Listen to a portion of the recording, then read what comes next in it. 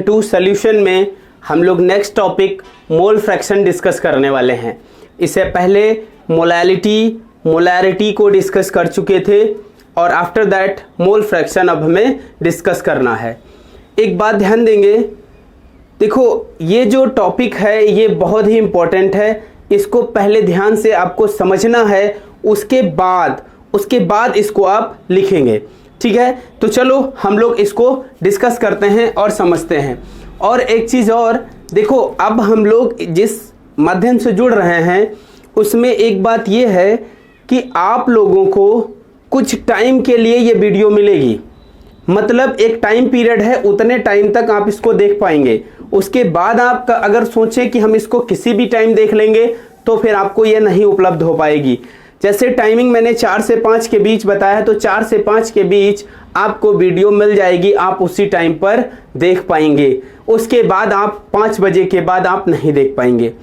और एक बात, अगर आप लोगों को इस माध्यम से जो हम पढ़ा रहे हैं, अगर फिलहाल मुझे तो लग रहा है कि आपको 100% फ़ायदा मिलेगा। अगर किसी को नहीं मिलता है तो वो मुझे बताएगा, फिर मैं देखूंगा। फिलहाल ये लास्ट ऑप्शन है, इसके बाद और कोई दूसरा ऑप्शन मेरे पास उपलब्ध अभी नहीं है। और जो भी ऑप्शंस हैं उनमें फ़िलहाल ज़्यादा कुछ अरेंजमेंट करने की आवश्यकता पड़ेगी। फ़िलहाल यहाँ से हम लोग ज़रूर सीखेंगे और आप घर पर बैठकर बहुत आसानी से हर एक कॉन्सेप्ट को मैं डीपली जाकर बेस्ड ऑन योर नीड हम डिस्कस करेंगे, ठीक है। आपके हिसाब से जितने लोग मेरे पास जुड़े हुए हैं उनके हिसाब से ये काम मैं करूँगा।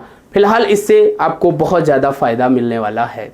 चलो हम डिस्कस करते हैं मोल फ्रैक्शन, ठीक है। जैसा कि इसके नाम से ही लग रहा है, इसका नाम है मोल फ्रैक्शन। मोल फ्रैक्शन, मोल की रिक्वायरमेंट तो होगी। समझो, एक थोड़ा सा बेस लेकर चलते हैं, कॉन्सेप्ट को समझो। जैसे कि एक कंटेनर हम लेते हैं, ये एक कंटेनर है, इस कंटेनर के अंदर हमने वाटर ले लिया। और कितना वाटर ले लिया? 90 ग्राम वाटर हमने ले लिया। तो 90 ग्राम वाटर लेने के बाद अब हम क्या करते हैं, इसमें 90 ग्राम वाटर लेने के बाद इसके अंदर हमने 58.5 ग्राम या 58.5 ग्राम क्या हम कहते हैं 40 ग्राम हमने सोडियम हाइड्रोक्साइड इसमें मिक्स कर दिया। तो जैसे ही हमने इसके अंदर 40 ग्राम सोडियम हाइड्रोक्साइड मिक्स किया तो ये हमारा एक सॉल्यूशन प्रिपेयर्ड हो गया। अब इसमें ये सॉल्यूट है और ये क्या है? सॉल्वेंट है। हमें पता है कि सॉल्यूशन जो है वो सॉल्यूट प्लस सॉल्वेंट, ये 2 कंपोनेंट से मिलकर बनता है। Solute plus solvent in 2 component से मिलकर बनता है, ठीक है। सॉल्यूट लेस अमाउंट में होता है, ये एक्सेस अमाउंट में होता है। ये कंसंट्रेशन को रिप्रेजेंट करता है या डाइल्यूशन को रिप्रेजेंट करता है।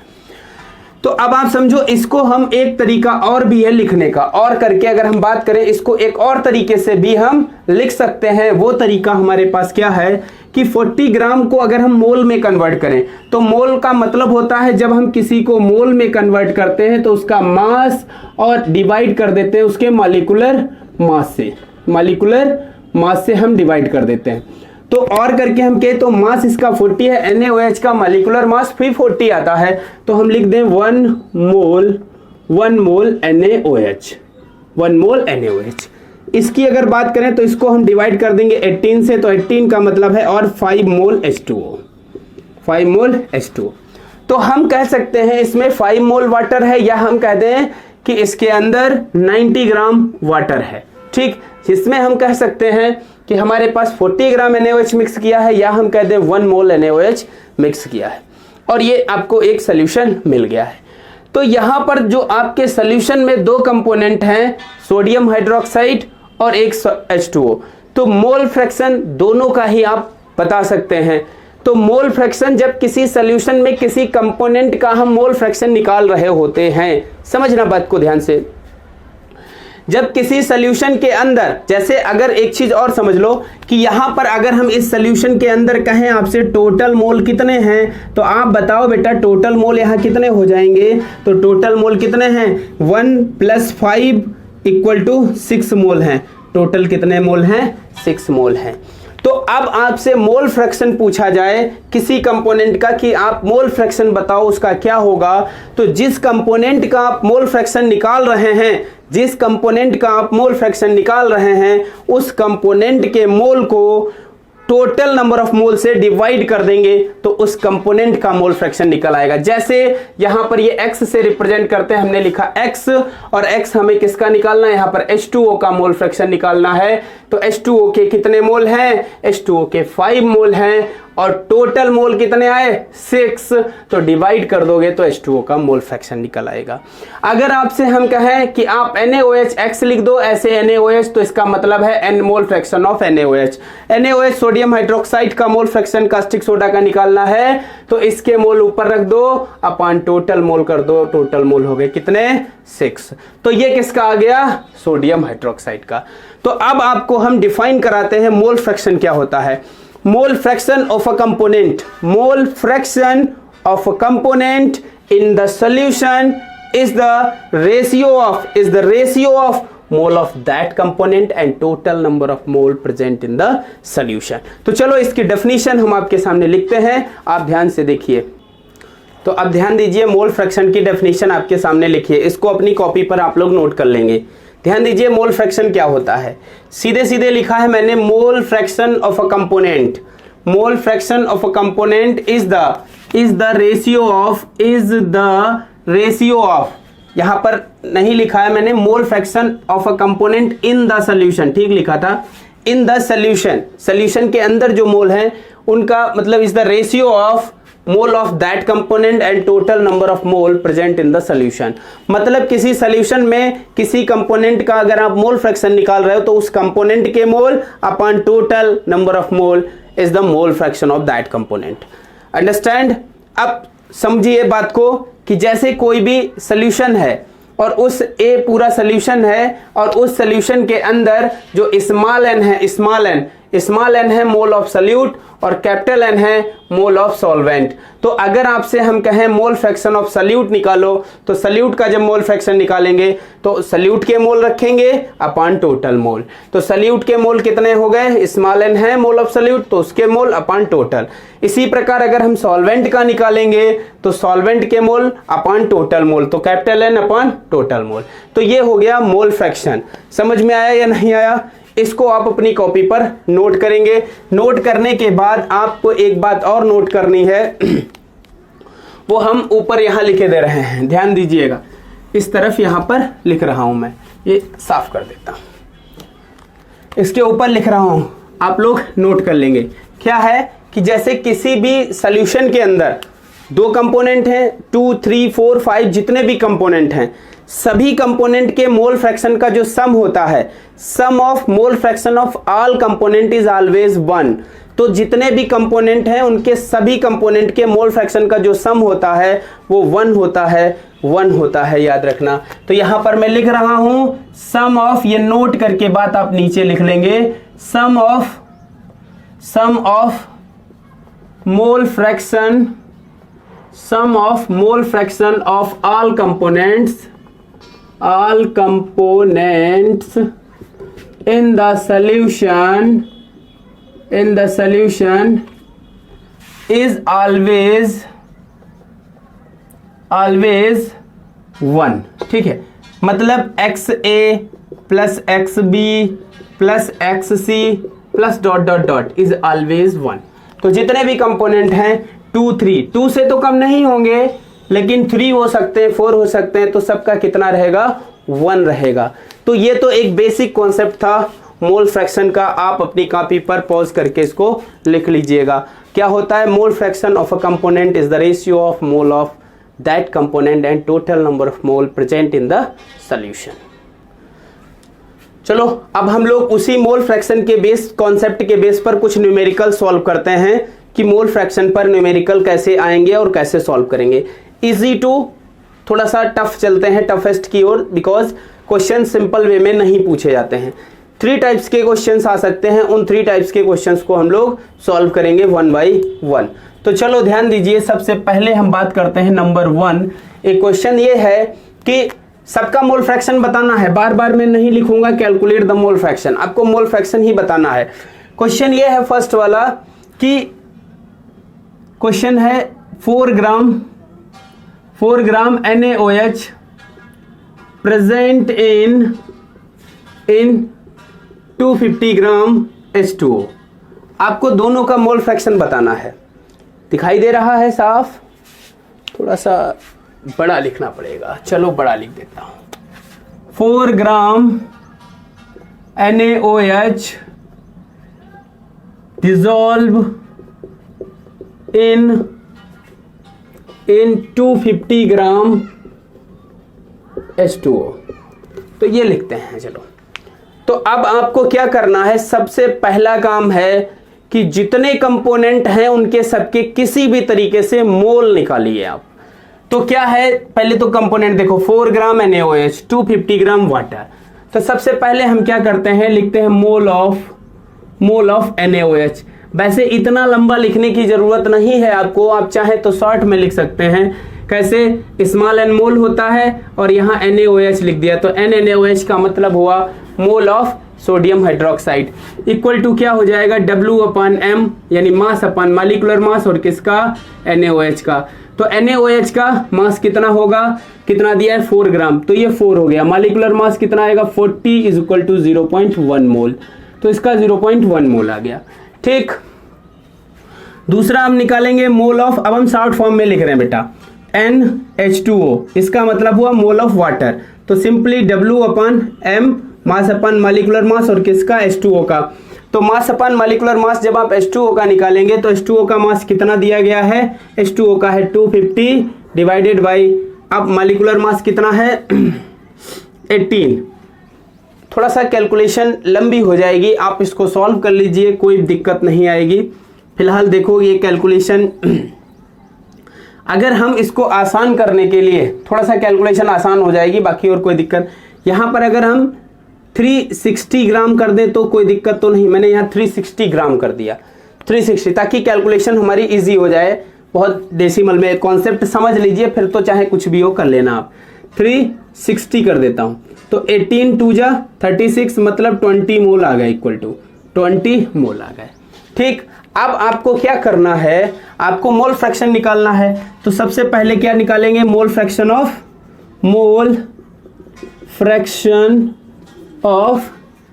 H2O। चलो H2O का निकाल लो, किसी का भी निकाल लो। तो यहाँ लिख देते हैं XH2O। तो पहले होगा H2O के मोल अपन टोटल मोल, ठीक है, अपन टोटल मोल। तो H2O के मोल कितने आए, 20 अपन टोटल कितने हो जाएंगे, 20 + 0.1, मतलब 20 अपन 20.1 हटा 200, तो ये 200 अपन 201, ये मोल फ्रैक्शन आ गया। यानी मोल फ्रैक्शन एक कंपोनेंट का हमेशा लेस देन 1 आएगा, लेस देन कितना आएगा, 1 आएगा। तो ये मोल फ्रैक्शन किसका आ गया है, H2O का। अब आप दूसरे कंपोनेंट का मोल फ्रैक्शन निकालना चाहें, मतलब X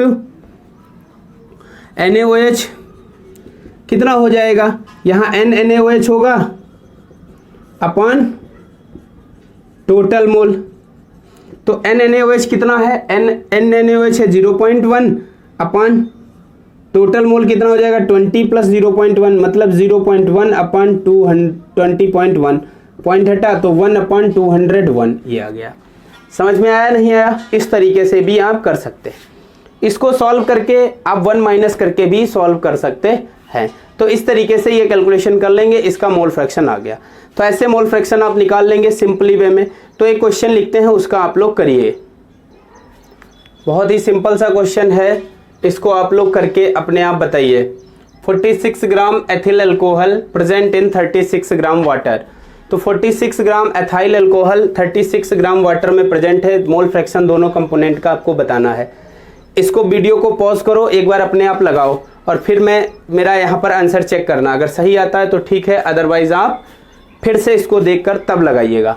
चलो देखो तो क्या है, सबसे पहले हम यहाँ से NC2H5OH निकालेंगे, मतलब मोल ऑफ एथेनॉल। तो यहाँ क्या हो जाएगा, W/m मास अपन मॉलिक्यूलर मास और किसका, एथेनॉल का, C2H5OH। तो एथेनॉल का मॉलिक्यूलर मास अगर आप निकालना चाहो तो कितना आता है, इसका आप साइड में लिखकर निकाल लोगे। ऐसे लिख लो C2H5OH। तो बेटा बताओ, कार्बन का 2 है तो कार्बन 12 इंटू 2 24 हो गया, 12 दूनी 24। हाइड्रोजन 1 5 और 1 6 हो गया, ऑक्सीजन 16 हो गया, इज इक्वल टू 46 आएगा। ठीक, तो अब इसका कितना है, 46 divided by 46 is equal to 1 mole आ गया। ठीक है, दूसरा अगर हम देखें NH2O, तो H2O का निकालना चाहें तो वही W/M और क्या होगा H2O। तो अब W कितना है इसका, 36/18 इज इक्वल टू 2 मोल। आपको मोल फ्रैक्शन बताना है, क्या बताना है, मोल फ्रैक्शन। तो अब आप यहां से हेडिंग छोटी सी डाल लो, मोल फ्रैक्शन, और उसके बाद आप यहां से निकालिए क्या हो जाएगा X। पहले किसका निकालते हैं, चलो C2H5OH का निकालते हैं।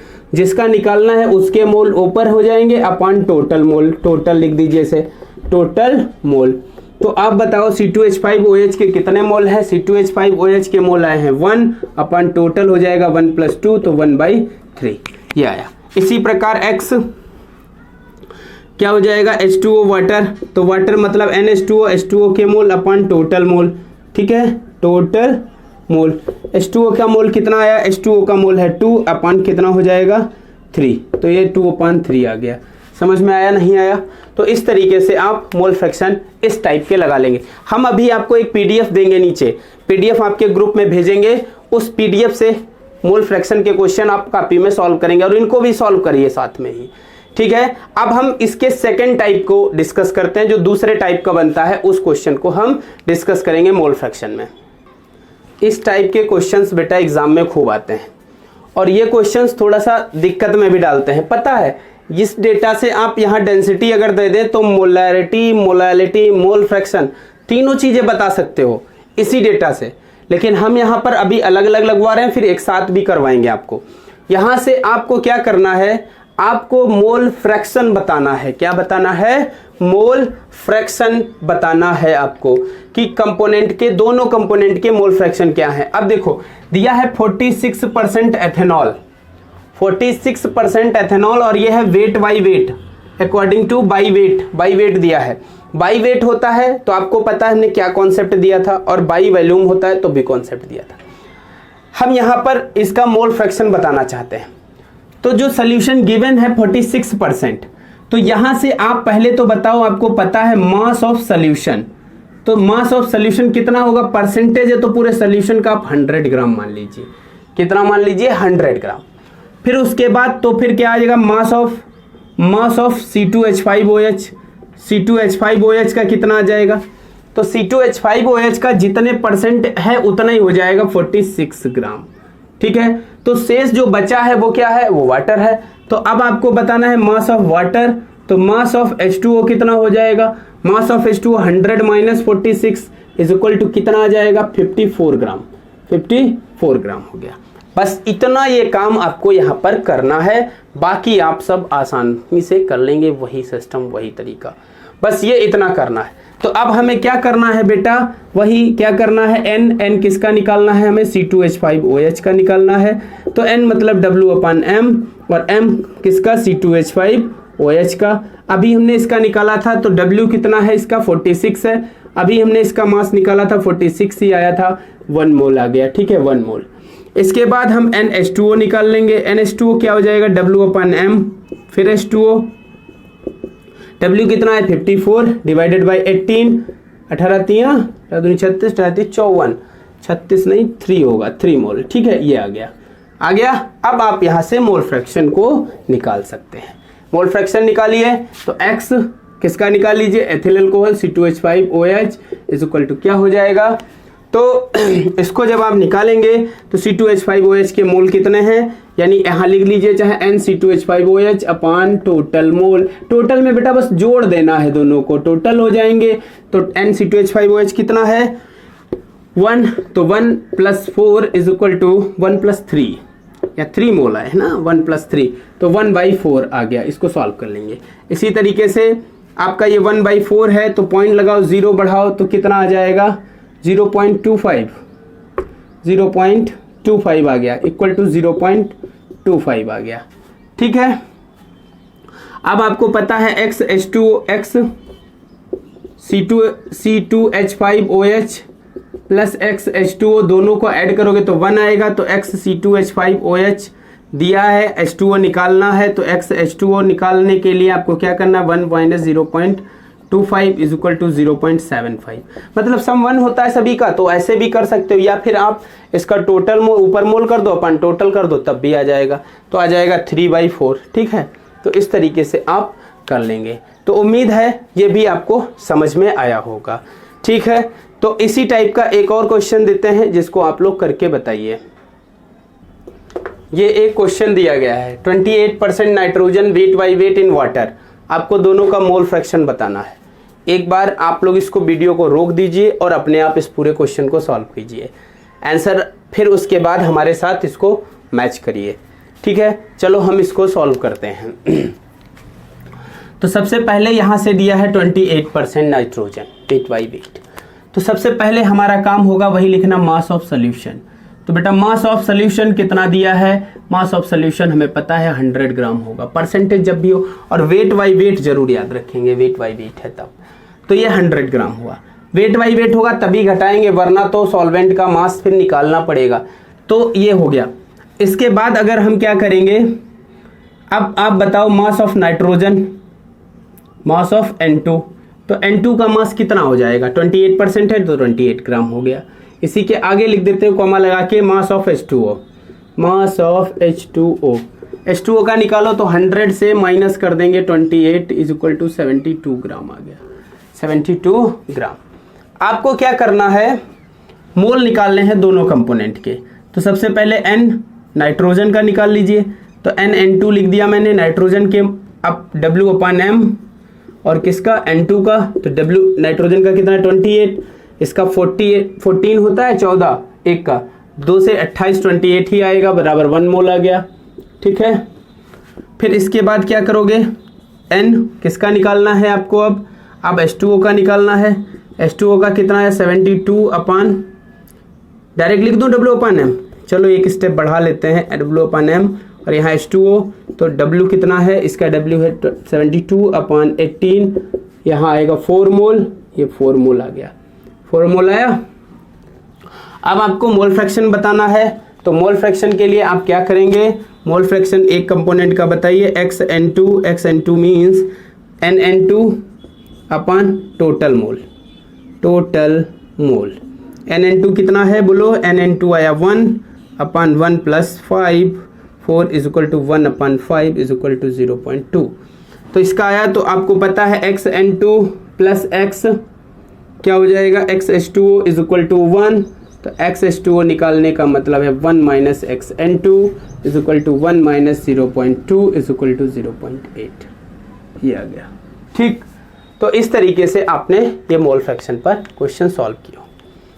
तो आज की वीडियो में बस इतना ही, और अगली वीडियो में हम पूरा नेक्स्ट कॉन्सेप्ट लेकर आएंगे, और थोड़े से यहाँ पर रिलेटेड क्वेश्चंस होंगे, और आपको एक PDF भेजेंगे, उस PDF को देखना, उसमें क्वेश्चन सॉल्व करना। जो क्वेश्चन वो मेरे द्वारा खुद बनाई गई PDF है, ठीक है, उसको पढ़ेंगे, हैंड रिटन है, उसको पढ़ेंगे, उसके क्वेश्चन सॉल्व करेंगे। जो क्वेश्चन नहीं होंगे आप अपने स्टडी ग्रुप में मैसेज डाल देंगे कि सर ये क्वेश्चन नहीं हुआ, उस क्वेश्चन को मैं फिर से लगाऊंगा, ठीक है, और आपको अगले वीडियो में इसको शामिल करके दूंगा।